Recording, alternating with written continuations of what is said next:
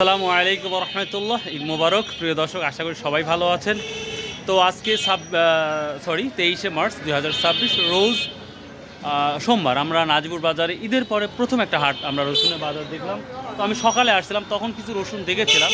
তো আমার এক বড় ভাইকে পেয়েছি, তো ভাইয়ের সাথে একটু কথা বলবো। তো ভাই আর সর্বোচ্চ তাহলে কত দেখলেন সকালে? ঈদের পর ঈদ মোবারক, সবাই ঈদের শুভেচ্ছা জানাই। মাশাআল্লাহ। ঈদের পর নাজিরপুর হাটের মালের আমদানি খুব কম, সামনের দিকে ইনশাল্লাহ আস্তে আস্তে বাইরে যাবে। অন্যান্য বাজারে আমরা তো পর্যাপ্ত পরিমাণ আমদানি দেখতে পাচ্ছি, নাজিরপুর বাজারে মখারা বাজারে মনে কম দেখতে পাচ্ছি। মকার আর নাজিরপুর হাটের মালের আমদানি কম, কিন্তু ইনশাল্লাহ সামনের দিকে বাইরে যাবে।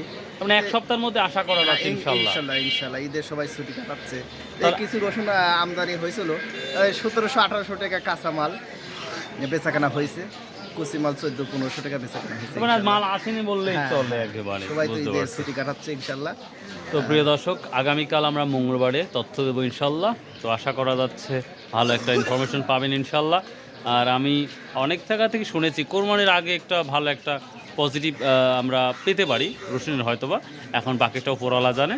আর একটা বরাবরই বলে থাকি, আমরা যেই সময় আসি ভিডিও করি, যেই দামটা দেখি হয়তো পরবর্তী সময় দামটা বাড়তেও পারে কমতেও পারে, এটা কিন্তু আপনার মাথাতে রাখবেন। আর একটা কথা বলি, কোয়ালিটির উপর নির্ভর করে প্রতিটা পণ্য।